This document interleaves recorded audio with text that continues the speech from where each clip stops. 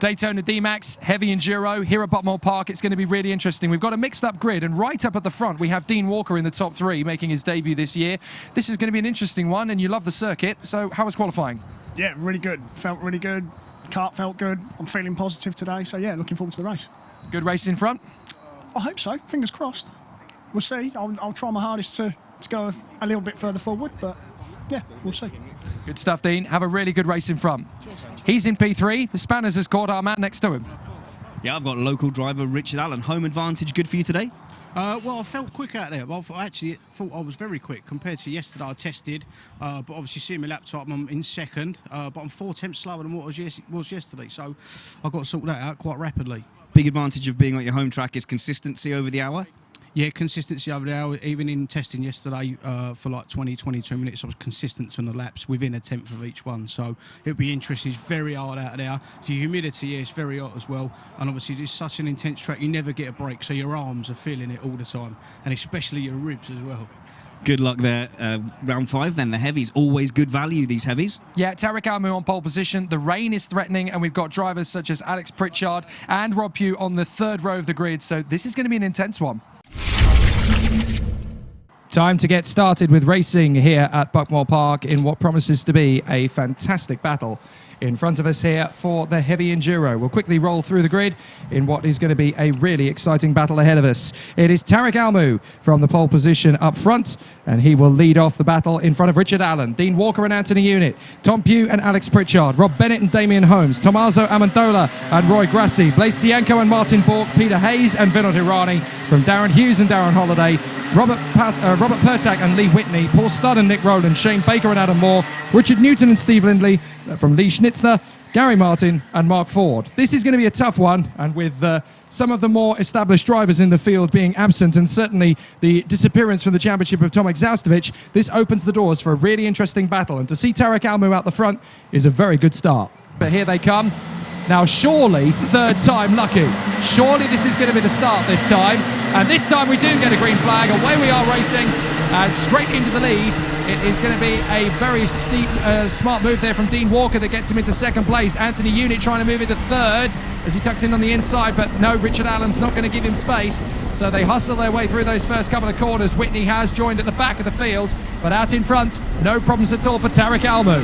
Tom Pughe is having a good battle there down at the far side of the circuit as he makes his way up through the top of Damon Hill, charging after the man in 6th position, having got his way through.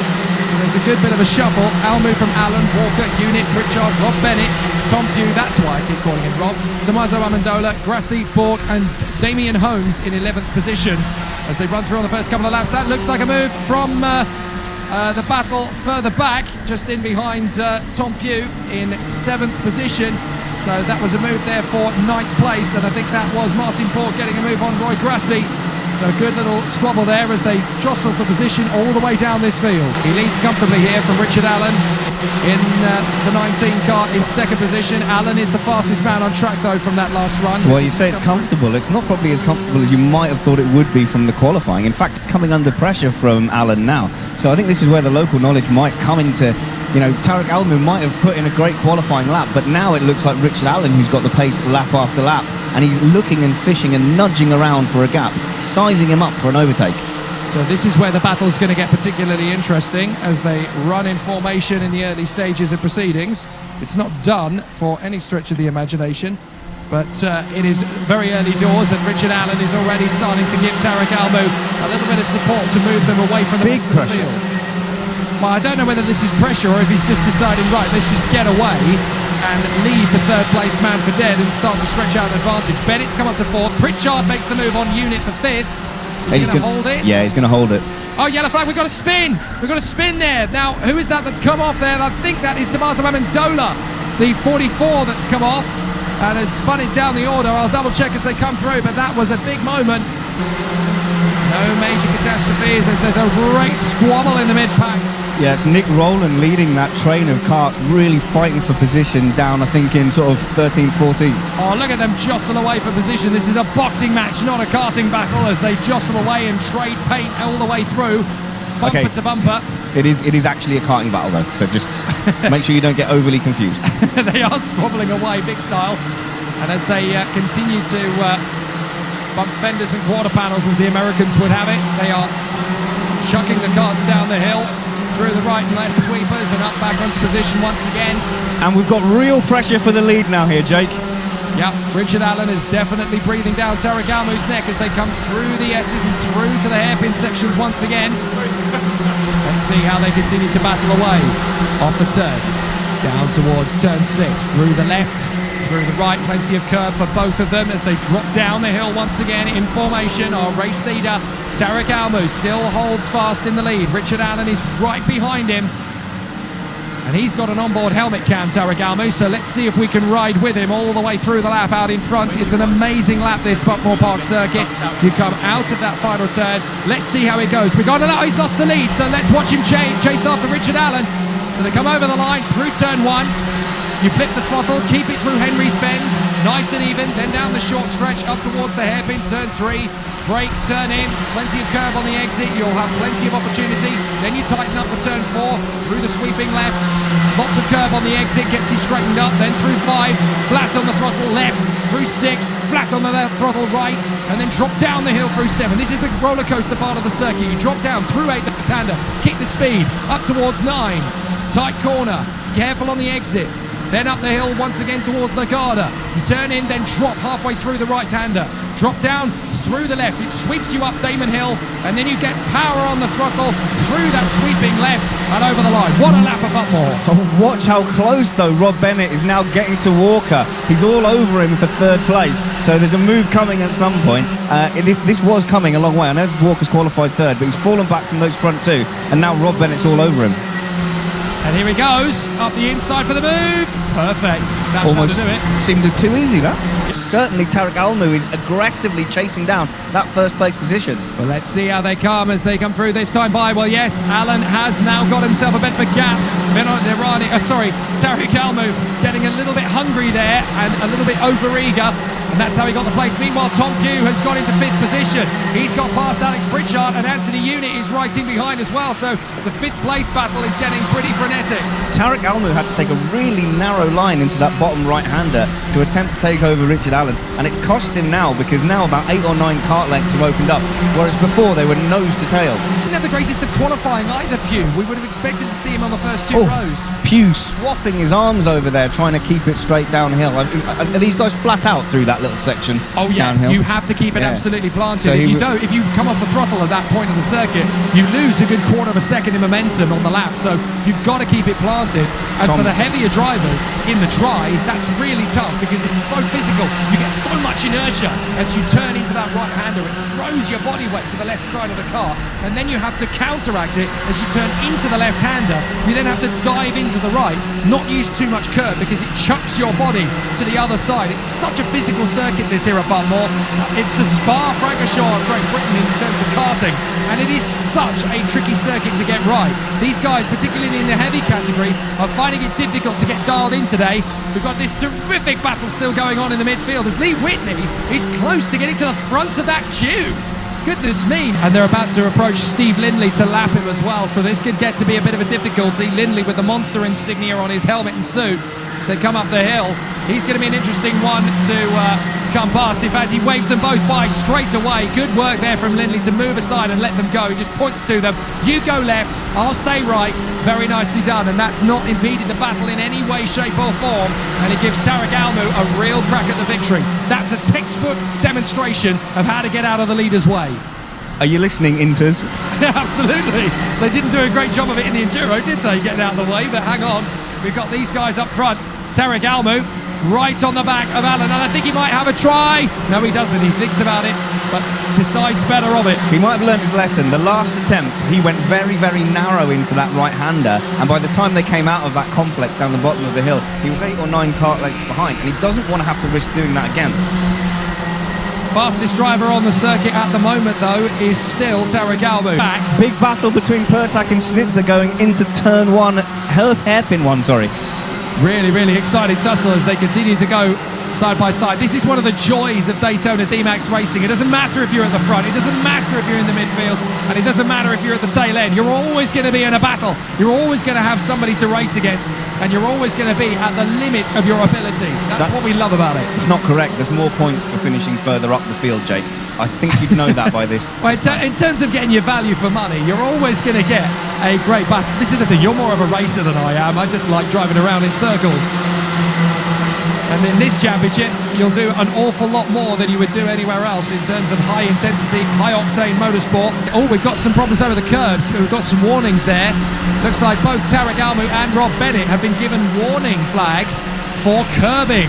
Now that is a real problem. They need to be careful, particularly Tarik Almou, because he is going for the lead. They need to curb that enthusiasm. But yeah, you're absolutely right about the battle further down, because Pritchard and Unit are being left behind a little bit, but they're definitely in their own little battle for 6th and 7th place. Tarik Almou is just being sensible here at the moment, just sat behind Alan, letting him do all the work, letting him push the tyres, letting him push the brakes, waiting for a move to come through. Now he's going to strike for it. Into turn 9, he gets him. Beautiful. Tarik Almou gets the lead.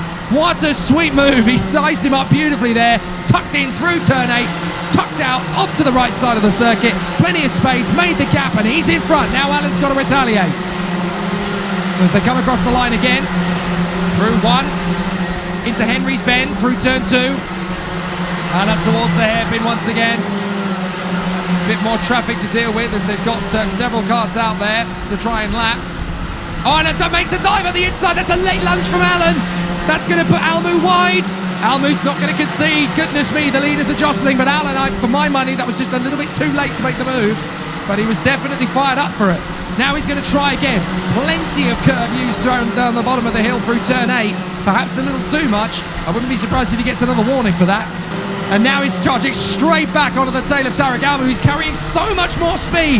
He's going to have to back down off it to drop down to avoid nudging Almou down the hill.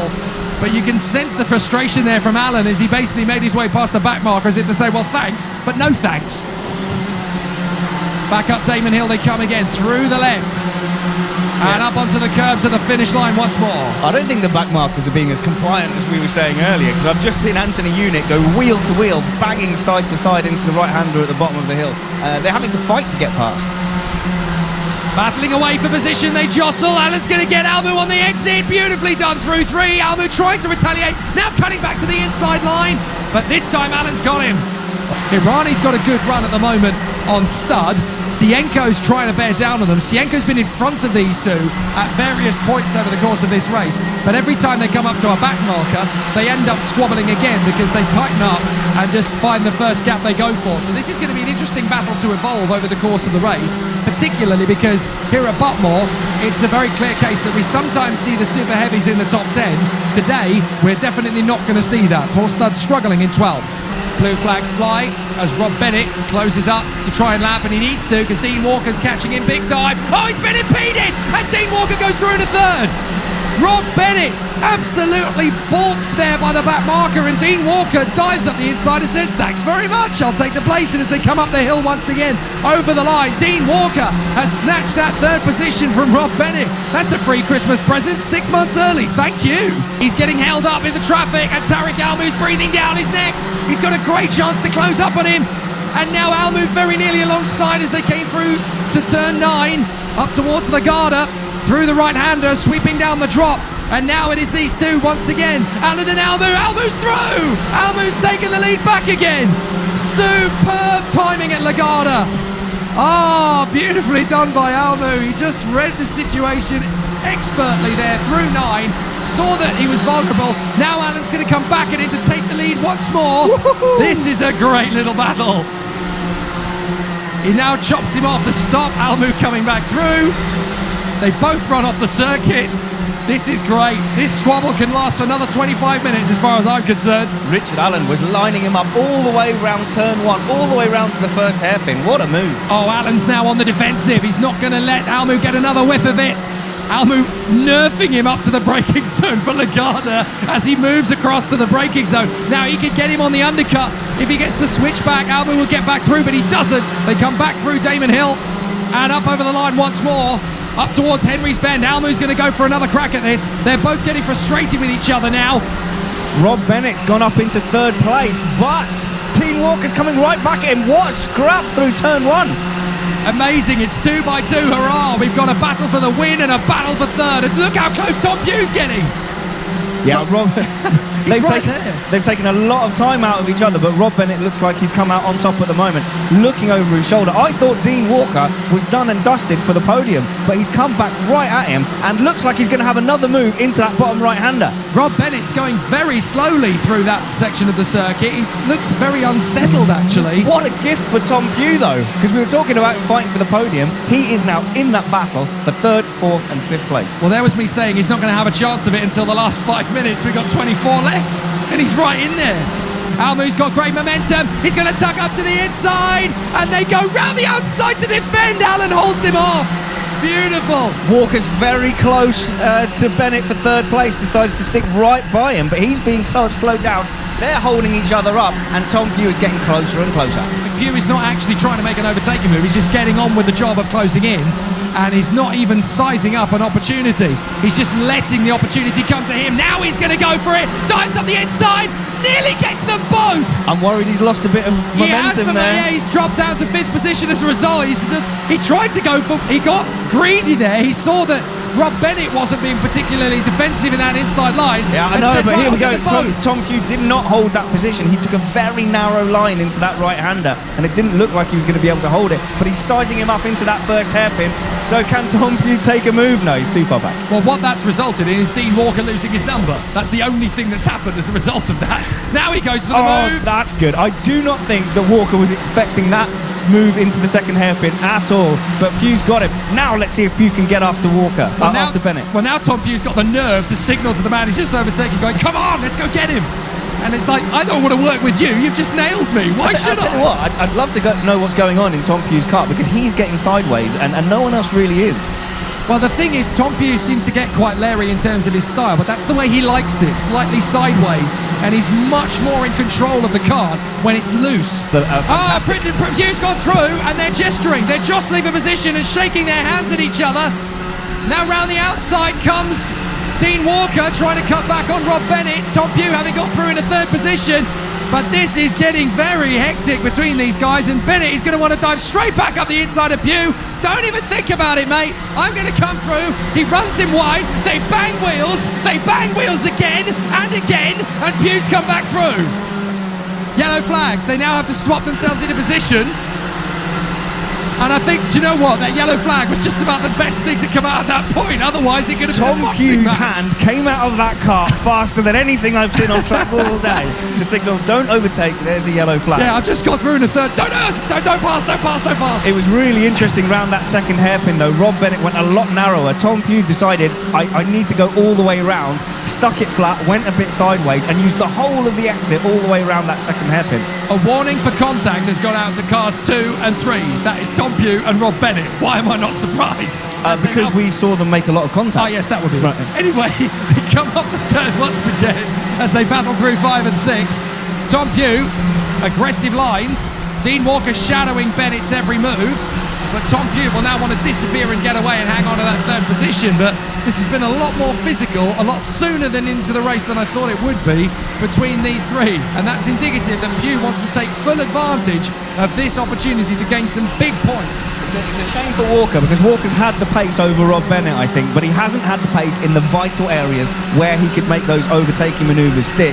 Whereas Tom Pughe, making diving moves down into that second hairpin has been far more decisive, and that might be what wins him the podium at the end of the day.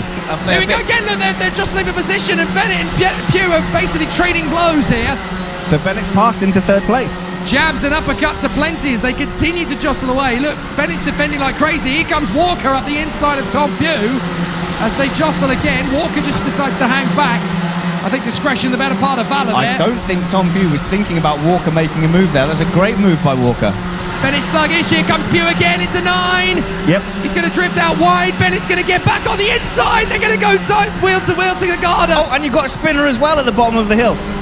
Now, who is that that's gone? I think that is Holmes, who was battling away with Amendola, but Bennett emerges in front of Pughe and Dean Walker, so the battle continues. I can't take this for another 13 minutes. It's suddenly in sight. And that's why it's starting to get very frustrating for third position, and it's very nearly personal as they come through. Look, Walker's now in fourth position as he now makes the play for Bennett into third position. He commits to the move. Beautiful from Dean Walker. Bennett's going to try and come back at him, but Walker's seen him off. That's joyful. Great move. But Bennett's coming back up the inside of the second hairpin. What's going on? Well, Pughe's going to try and mug them both here. Up to the inside and gets fourth position. This is great racing. Some of the best I've seen in DMAX for quite a long time. Here's an opportunity to come back through. Pughe's going to go for Bennett. They squeeze each other once more. Again, Pughe shakes his fist at Bennett. I had you. Why are you still defending? I tell you what, Pughe woke these two up because Walker and Bennett had settled into their third and fourth place, and Tom Pughe suddenly caught up to those front two, and suddenly this battle has come to life. No major problems there. Second place, Tarik Almou has just accepted his fate. Third position. Oh, again! Between Pughe and Bennett. Tom Pughe just rams Bennett down the hill there. Goodness me, Tom. I think Bennett got a little bit sideways and Tom just decided to continue straight through. Well, Bennett just seems a little bit more sluggish down that hill. Consistently, we've seen him be a little slower. Tom Pughe, basically that was a drop kick, wasn't it, down the hill? Come on, mate, get on with it. Oh, but Walker's going to have a go up the inside of turn one, but no, he hasn't got quite the pace. Get the feeling that Pughe isn't quite as strong up through this uphill section because he doesn't have the pace to challenge into the first two hairpins. And this is where Bennett can really make good use of it. Has Pughe caught himself out there with that little nudge to Bennett? It wasn't a nudge, that was assault. Yeah, that was genuinely quite blatant between them as they fly through. Meanwhile, Walker's got another chance down the drop. 7, 8, into 9, and Pughe is going to make up quite a bit of time at this section of the circuit. Bennett trying not to drift wide, gets good exit out of 9 up towards the Garda. Down the drop, through the left flick, and then up Damon Hill they will come once again in this battle for third position. Dean Walker still hustling Tom Pughe all the way round. He's having to defend like crazy from Dean Walker every time he makes that move and it doesn't work. Walker's going to make the move up the inside, takes fourth place. That's beautiful. He's going to run wide on the exit though. Pughe is going to try and get him into 3, and he's there. Lovely. Puts himself sideways to take the move into that first hairpin. Excellent. Well, this is Tom Pughe, sideways or nothing as far as he's but concerned. They're slowing themselves down so much. Look at the Pritchard unit battle that's coming on top of them now. They are going to have a 5-car battle, never mind a 3-car battle if it keeps going like this. With 7 minutes to go, it's getting dangerously close. And the 3rd, 4th and 5th place battle is getting dangerously vulnerable. I do wish that Unit and Pritchard could talk to each other and say, let's not trip over each other now. We've got a real chance of catching up with this top 3rd, 4th and 5th. Bennett made a mistake into 9. He got himself squared up under braking, so that's going to tighten up the gap again. But if I'm Tom Pughe, I'm going to wait a few corners, then make my lunge. Bit of a statistic, Pughe, Walker and Bennett haven't made contact with each other for 4 laps now. Wow, that's a new record. Bennett, Pughe and Walker still very tight in together. In fact, tighter than they've been for a few laps. Thanks to Bennett not getting through the traffic quite the same way. Pughe's going for it, up the inside. Now Pughe is going to have to shut the door. Oh, great defence from Bennett. No way you coming by. The thing is, you can defend on the outside of turn 4 by putting your foot down and going around the outside, but Tom Pughe might have another go into the bottom right-hander. No, he can't there. Rob Bennett went very defensive there. Well, what this means now, of course, is that Pritchard and Unit have been squabbling. They shouldn't have been, because they could have been right behind them. 1 minute and 26 to go in this race as they come across the line this time. Pughe is working with Walker. Come on, push me, let's go get him. As he gestures madly to come by. He's gone sideways there at the top of turn 1, and I don't think that's helped. No, it's compromised him a little bit, but Bennett is still vulnerable, so from his point of view, he can still get him. Amendola's been pulled in to retire, unfortunately. Oh, Pritchard's in trouble here, I think, as Unit looked to have enough pace to make a move into turn 4, but Pritchard held it in as they go into the downhill section. I would expect a lunge coming here at the bottom of the hill into the right-hander from Anthony Unit. Pritchard goes defensive, and Unit does have a go, and I think he might be through. Oh, Unit's giving it gusto, and this is where he was wanting to make the move to come through into the top 6, and I think he's made his stick this time as he comes back up Damon Hill. No, Pritchard's got him back. Curse you, balcony, for blocking my view of that battle. Out in front though, it is still Richard Allen, a good 6.3 seconds now clear of Tarik Almou on the final lap. Going into turn 9 though, if you're going to make that overtake, you have to compromise so much entry speed. that you give a person an opportunity to come back at you. There he is, a jubilant Richard Allen celebrates in fantastic style. The chicken flag flies and he is victorious. Tarik Almou settles for second place. Not a bad job, but who's going to be third? It's still going to be close to the line. Bennett should hold on, but Tom Pughe is going to be absolutely determined to come through. He'll know it's the last lap. Where is he? Here they come, Bennett's on his own. Walker's through in a fourth. Walker got him on the last lap. Walker is through to P4, Pughe is fifth, and Pritchard hangs on for sixth place in front of Anthony Unit. Oh, great duel. Fantastic. What a well-earned podium. What a fantastic battle for the podium. Rob Bennett, in the end, you have to say he has driven defensively enough to earn that podium. But poor Tom Pughe losing out. You cannot tell me that he's left anything on the racetrack. He's given it everything. Conversation between Bennett and Pughe post-finish again. Well, I wonder if that was more sportsmanly than it was frenetic. I don't know, but very interesting. There's so little space to negotiate and position here that they really made good use of it. But what a battle. A victory for Richard Allen in fight style. Tarik Almou in second place from Rob Bennett, Dean Walker and Tom Pughe. Alex Pritchard in sixth from Anthony Unit, Damien Holmes, Martin Bork and Vinod Hirani. The top super heavy is Paul Studd once again. He'll be delighted with that. But a fantastic performance there and a great battle. Well won by a jubilant Richard Allen. Once again for Paul Studd, for Rob Bennett, for Tarik Almou, your race winner, Richard Allen! Rob Bennett, Tom Pughe made you really fight for that, as did Walker. Wow, what a defensive drive. Yeah, I'm not usually that good at defending, but I'm having to learn quickly because I've had a few races now where it's been really tough, you know, had to consolidate, except third, and I knew I could see Tom coming. Every time we come up with some back markers, he was gaining a little bit and a little bit and a little bit, and then in the end I just thought I'll let him catch and then see if I can work it. If he passes, see if I can work out where he's quicker.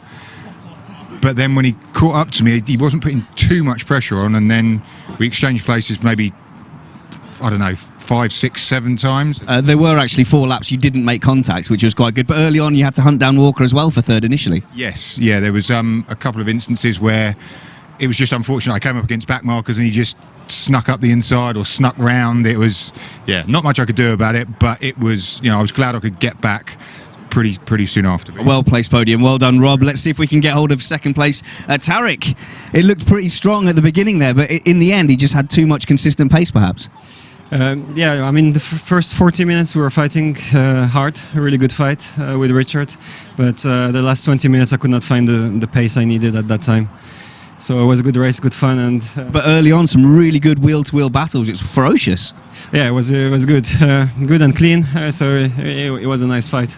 Great to watch. Thank you very much. Thank you very much, Tarik. Let's get a word with race winner Richard Allen. Didn't manage to get the pole, but you fought and fought and fought, and in the end, you were just too much for the field. It was a cracking race out there, honestly. Like Tarik just said, I had a great race with him for 40 minutes. Very consistent, very clean. I could hear him behind me. I knew I weren't getting away. And then on the last time that he done me, I crept back up on the inside and I thought, just hold it, because up ahead was a bit of traffic. I thought if I can get that little bit of traffic, I might get a little bit of a breather, and that's what must have happened. I don't know. But if you look at the best lap times, 200 thousandths of a second between us, so almighty close. I can tell you're absolutely buzzing. Race winner Richard Allen. And how much did the home track advantage help you today, do you think? I've done quite a lot of racing here before. I haven't been here in a two-stroke for a good couple of years, but I said I was going to win, and I won, so I'm pleased. Fantastic. Thank you very much, race winner Richard Allen.